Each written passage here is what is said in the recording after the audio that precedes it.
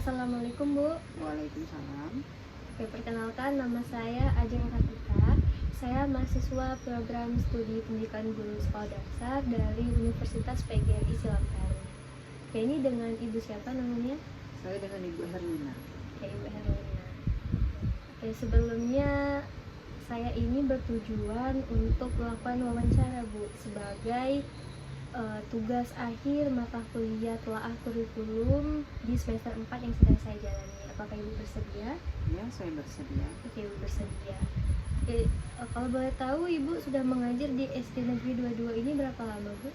Saya masuk ke SD Negeri 22 ini pada tahun 2016. Jadi saya mengajar ini sekitar 6 tahunan. Iya, 6 tahun. Lalu Ibu mengajar di kelas berapa Bu? Kebenaran pada tahun ini saya diberikan kesempatan untuk mengajar di kelas 3, tepatnya di kelas 3B. Oke.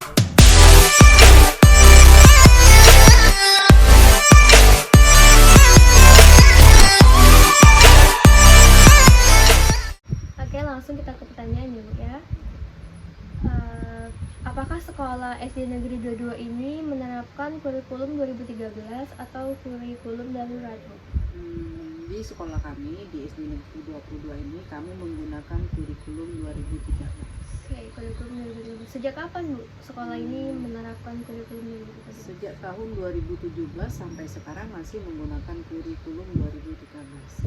Oke, lalu apa harapan sekolah ini dengan melaksanakan kurikulum 2013? Harapan kami para guru supaya peserta didik dengan melaksanakan kurikulum 2013 ini anak-anak lebih aktif, lebih kreatif dan inovatif. Oke. Lalu apakah kurikulum 2013 ini sudah sesuai dengan kebutuhan siswa dan pembelajaran dan seperti apa contohnya Bu?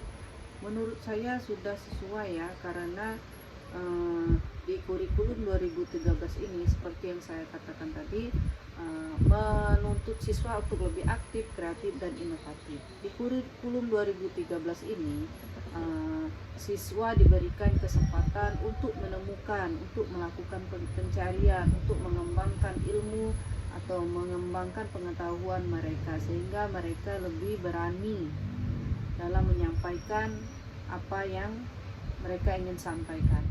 Contohnya seperti apa Bu? Contohnya seperti dalam melaksanakan kegiatan belajar dan mengajar, kami melaksanakan metode diskusi. Di dalam metode diskusi tersebut, siswa lebih luas untuk menyampaikan ide dan pendapat-pendapat mereka.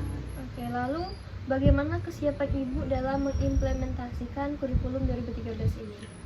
Untuk mengimplementasikannya, kami sebelum melaksanakan kegiatan belajar dan mengajar, kami sudah mempersiapkan silabus dan RPP. Silabus RPP. Lalu bagaimana interaksi guru dan siswa selama kegiatan belajar mengajar berlangsung? Interaksinya seperti melakukan tanya jawab.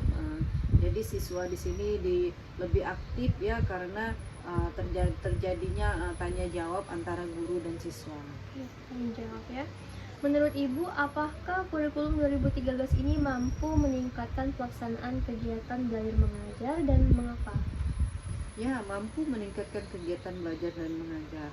Karena kurikulum 2013 ini menuntut siswa untuk lebih berani, untuk lebih luas menyampaikan pendapat mereka, sehingga pembelajaran yang dilaksanakan sesuai dengan kondisi kelas dan kondisi siswa. Apakah ada kendala yang Ibu rasakan dalam pelaksanaan kurikulum 2013 ini dan bagaimana cara Ibu mengatasinya? Pada awalnya banyak sekali hambatan-hambatan yang kami temui karena masih kurang pahamnya kami para guru tentang kurikulum 2013, karena sering dilaksanakannya seminar, sering sharing antara guru dan mencari-cari apa sih kurikulum 2013 tersebut sehingga kami paham. Kemudian kami bisa melaksanakan kurikulum 2013 itu dengan baik di dalam kelas. Lanjut pada pengembangan program, apakah sebelum mengajar Ibu mempersiapkan program tahunan, semesteran, mingguan, dan harian Bu? Ya, saya mempersiapkannya seperti program tahunan, semesteran, mingguan, dan harian saya sudah persiapkan. Lalu apa yang Ibu ketahui tentang silabus dan RPP? Silabus itu adalah kompetensi dasar, sedangkan RPP itu adalah eh, alat yang digunakan untuk mencapai kompetensi dasar tersebut, atau acuan kita sebagai guru untuk mencapai kompetensi tersebut, kompetensi dasar tadi. Oke. Jadi apa Bu manfaat silabus dan RPP yang Ibu buat ini? Silabus dan RPP itu adalah acuan para guru, membantu guru supaya lebih terarah dalam melaksanakan kegiatan belajar dan mengajar, sehingga waktu yang digunakan lebih efektif dan efisien. Jadi pembelajarannya optimal ya Bu ya. Ya. Lalu bagaimana kesiapan silabus dan RPP sebelum proses pembelajaran Bu? Sebelum kegiatan proses belajar dan mengajar, saya sudah menyiapkan silabus dan RPP dengan menyesuaikan kondisi kelas, kondisi fasilitas, dan kondisi para siswa. Nah, apakah Ibu membuat silabus dan RPP ini membuat sendiri atau hanya mengutip kemudian dikembangkan sendiri dengan kondisi sekolah, atau silabus dibahas dalam KKG atau gugus kemudian di sekolah disesuaikan dengan kondisi peserta didik? Ya, biasanya kami para guru itu mengutip, kemudian kami kembangkan sendiri, dan terkadang juga kami bahas di dalam kegiatan KKG, lalu kami menyesuaikan dengan kondisi kelas dan kondisi para siswa. Oke. Lalu bagaimana cara Ibu memasukkan unsur kurikulum 2013? Kan ada literasi, saintifik, HOTS, PPK, dan keterampilan abad 21 ke dalam RPP dan silabus Ibu. Untuk memasukkan unsur tersebut, saya akan memperhatikan keterkaitan antara satu sama lainnya, sesuai tidak dengan RPP dan silabus yang sudah saya buat. Kemudian bagaimana cara Ibu memadukan unsur tersebut ke dalam silabus dan RPP tadi? Untuk memasukkan unsur tersebut, biasanya saya menggunakan buku panduan atau buku yang sudah disediakan oleh sekolah untuk melihat tingkat kesukaran atau soal-soal latihan yang saya buat, apakah soal itu sukar, sulit, mudah, atau sedang, yang bisa saya berikan kepada para siswa. Ya. Oke. Nah, dalam membuat silabus ini apakah Ibu mengalami hambatan dan bagaimana solusinya Bu? Hambatan para guru, kurangnya pengetahuan teknologi tentang komputerisasi. Kalau zaman dulu kan kita nulis RPP silabus itu dengan tangan, dengan cara manual. Kalau sekarang kan harus di print. Nah, kalau sekarang alhamdulillah adanya operator yang di sekolah, jadi bisa minta bantuan operator untuk mengetik RPP dan silabus tersebut. Sedangkan kami para guru membuat silabus dan RPP tersebut. Oke. Lalu apa yang Ibu ketahui tentang RPP? RPP tadi seperti yang saya katakan tadi, RPP itu adalah sebuah alat acuan supaya proses belajar dan mengajar itu lebih terarah, sehingga waktu yang digunakan lebih efektif, efisien, dan kemudian pembelajaran lebih optimal. Nah, apakah RPP yang Ibu buat ini sudah sesuai dengan kurikulum 2013? Ya, sudah sesuai. Lanjut, pelaksanaan dalam pembelajaran. Nah, pertanyaannya, apa yang Ibu lakukan di awal pembelajaran Bu? Di awal pembelajaran, saya mengajak anak-anak untuk berdoa, mengajak anak-anak untuk bernyanyi lagu wajib ya, kemudian memotivasi siswa, mengabsen siswa, kemudian menanyakan pembelajaran sebelumnya yang sudah pernah saya ajarkan. Apakah Ibu juga melakukan pretest agar ketika tahu siswa sudah batas mana pemahamannya, sehingga Ibu bisa langsung melanjutkan langkah-langkah selanjutnya sehingga menghemat waktu Bu? Ya, saya biasanya menggunakan pretest, jadi bisa melanjutkan pembelajaran yang akan diajarkan pada saat itu. Jadi di awal pembelajaran Ibu juga melakukan pretest ya? Nah, model, pendekatan, strategi, metode, taktik apa yang Ibu gunakan dalam pembelajaran? Biasanya kami gunakan itu metode ceramah, demonstrasi, dan diskusi kelompok. Diskusi kooperatif ya Bu ya? Lalu buku pegangan yang Ibu gunakan dalam pembelajaran itu apa saja Bu?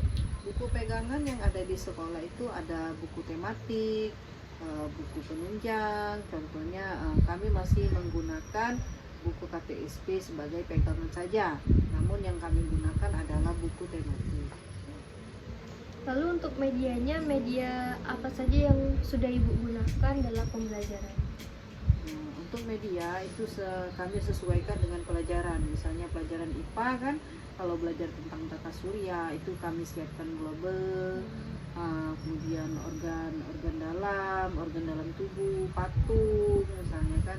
Kalau untuk menghitung kelas 1 biasanya ada medianya lagi kan, angka-angka yang terbuat dari plastik-plastik. Banyak Bu ya medianya. Oke, nah untuk di akhir pembelajaran aktivitas apa yang Ibu lakukan Bu? Saya akan menanyakan pemahaman siswa. Apakah siswa itu sudah paham? Apakah siswa tersebut tidak menemui lagi kesulitan? Kemudian saya akan melakukan post-test. Nah, dari post-test tersebut saya akan mengetahui sejauh mana pemahaman siswa terhadap materi yang sudah saya ajarkan. Kemudian saya akan mengajak semua siswa berdoa bersama. Oke, diakhiri dengan doa ya. Lalu evaluasi hasil belajar. Nah, model penilaian apa yang Ibu gunakan dalam pembelajaran? Misalnya dari memberi tugas, proyek, remedial, dan pengayaan. Model penilaian apa yang Ibu gunakan? Model penilaian seperti rubrik ya, rubrik penilaian kalau bahasan menyesuaikan dengan materi ya. Apakah bahasa Indonesia, apakah PPKN ya, di situ ada rubrik penilaiannya. Oke. Lalu apakah Ibu menemui hambatan dalam penilaian tersebut dan bagaimana solusinya? Nah, hambatannya itu biasanya masih ada, kami temukan siswa yang belum bisa mengerjakan soal latihan yang sudah kami berikan, sehingga masih terdapat nilai yang kurang memuaskan. Solusinya kami memberikan penjelasan lagi, memberikan pemahaman lagi kepada siswa tersebut, sehingga siswa tersebut dapat melaksanakan remedi atau mengulang soal latihan yang sudah saya berikan. Oke. Lalu kapan Ibu melakukan penilaiannya? Di akhir pembelajaran. Oke. Nah, apakah Ibu mengetahui kurikulum paradigma baru? Yang saya ketahui, kurikulum paradigma baru itu hampir sama dengan kurikulum 2013 ya. Jadi kurikulum paradigma baru itu menuntut siswa untuk lebih aktif, kreatif, dan inovatif sehingga mampu menyelesaikan permasalahan sosial, permasalahan pribadi, kemudian dapat berinteraksi dengan warga negara Indonesia secara baik. Apakah Ibu pernah mengikuti pelatihan atau seminar kurikulum paradigma baru ini? Pernah. Pernah. Lalu apa harapan Ibu pada kurikulum paradigma baru ini? Harapan saya bisa menciptakan peserta didik yang mampu bersosialisasi dengan baik, menciptakan para peserta didik yang aktif, kreatif, inovatif, kemudian mampu menghadapi semua persoalan yang ada. Oke, baik Bu, hanya itu yang ingin saya tanyakan sebagai wawancara ini. Terima kasih telah menyempatkan waktunya. Terima kasih. Wassalamualaikum warahmatullahi wabarakatuh. Waalaikumsalam warahmatullahi wabarakatuh.